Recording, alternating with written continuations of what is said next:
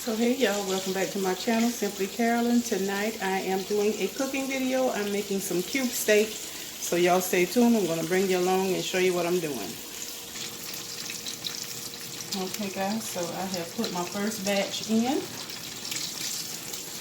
what I'm going to do with this, I'm frying it and then I'm going to smother it down in some gravy. So this is what it's looking like.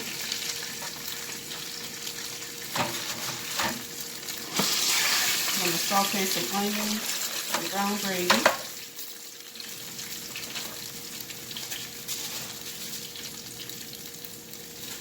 I'm ready to put my second batch in here. I seasoned them while I was on my break doing work. So all I would have to do was cook them. So I'll save some time here.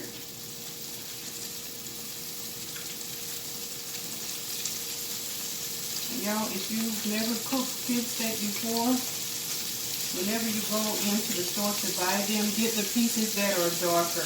They're more tender. That's a tip my grandmother gave me about cube steak. And I actually have a birthmark on my right hip that is cube steak because my mother loved it so much when she was carrying me. She marked me.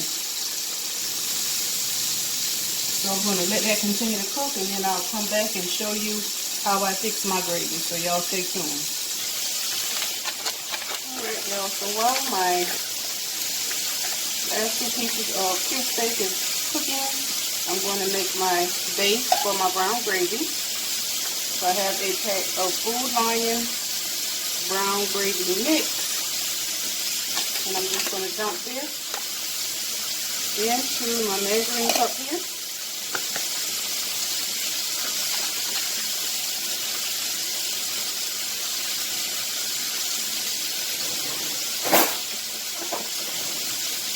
And to that, I will be adding some Argo cornstarch, y'all. And the cornstarch is what makes the gravy thick. So I'm going to put a teaspoon, well, 2 teaspoons is a tablespoon. So that's 1 tablespoon full of the cornstarch. And all you do is add water to that, hot water. Make sure it's hot water. I usually start with just a little water to get it all mixed in really good. Get the lumps out. And all you're going to do is just stir, stir, stir. That helps get the lumps out.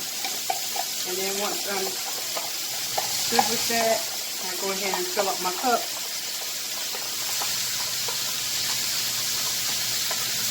And like I said, once you get your meat almost done, that's what you want to do is go ahead and prepare your base for your gravy. And see, right now it's not thick, but once it starts cooking with that cornstarch, it will get thick. So we're going to go back over here to the frying pan here. And I got to put you guys on the other side because I want to make sure you can see what I'm doing. There we go. It's a better angle. Alright, so as you can see, these are my last 2 pieces of cube steak.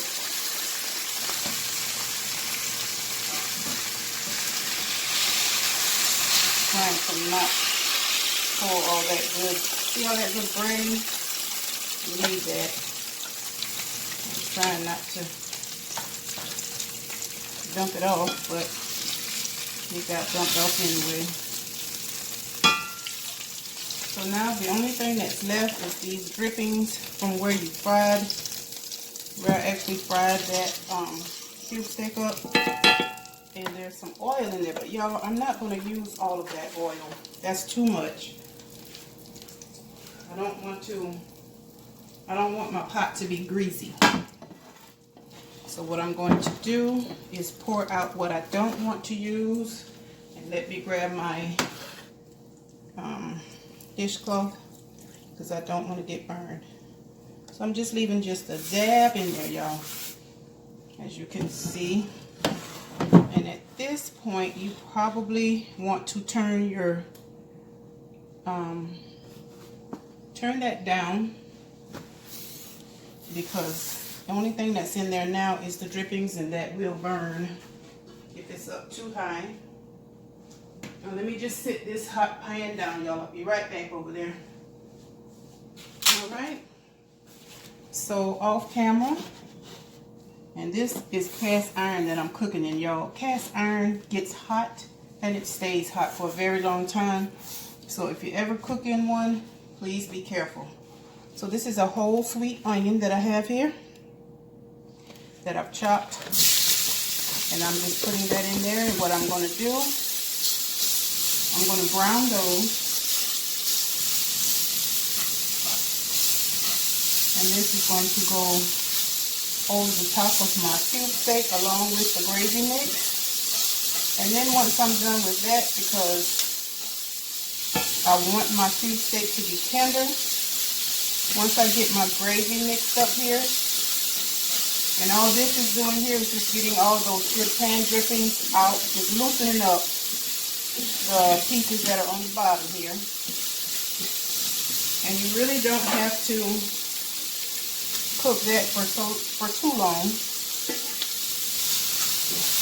And nothing smells better than some pan fried onions, y'all.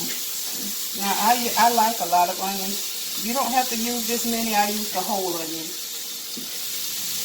You do it to your liking. If you don't like as many, just chop as many as you want.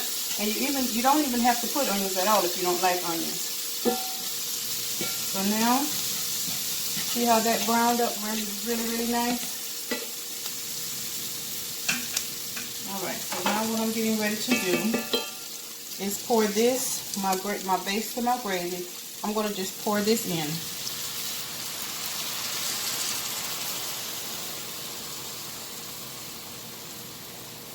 And that really is the base to the gravy, y'all. What's going to happen now, it's just going to simmer. And when it comes to a nice boil, a nice roaring boil, and I think I'm going to add just a little bit more water here because I like lots of gravy on my meat. And when you have some white rice, nothing's better than that.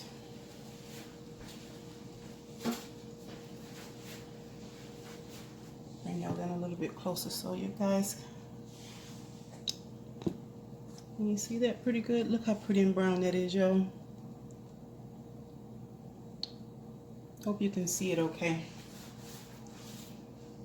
And I'm just going to let it stay on here just long enough to start a good simmer. And also, you're going to want to taste this to see if you need to add any more salt to it. And y'all, I'm adding, you can already see that it's getting thick. See there? You can tell it's getting thick.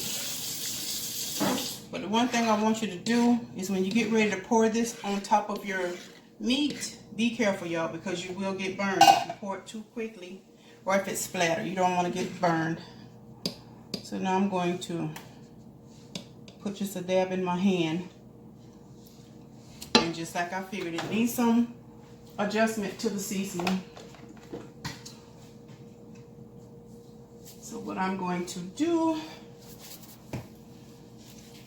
is add some of my seasoning that I actually put on the meat, which was the, let me pull it back some here. It was the garlic and pepper. So I'm going to sprinkle in just a little bit more of that. And I'm going to try it.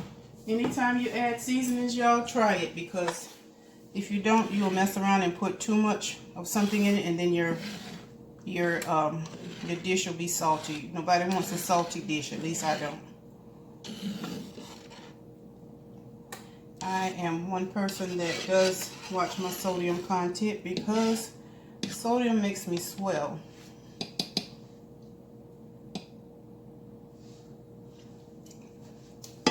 So I do need to add a little bit of, do I want to use salt? Yeah, I'm going to use my salt. I was going to put the Lorry's in it, but y'all, I use the, you probably can't see my sticker, but you can see right here, it says PL, the plain kind. That means this doesn't have iodine in it. Iodine is what makes salt salty, or makes you swell, I should say. So I'm just going to add a little bit, and add a little bit at the time, because once you get it in there, you can't take it out. You can always adjust it to add more, but once it's in there, honey, it's in there. You would have to dilute it down tremendously with water to get some of that sodium out of there. So I'm going to try it again.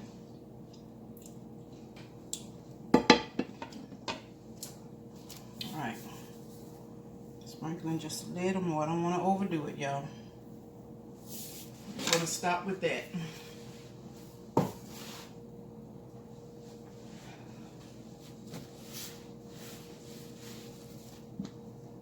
Stirring it again. And it's just about where I want it.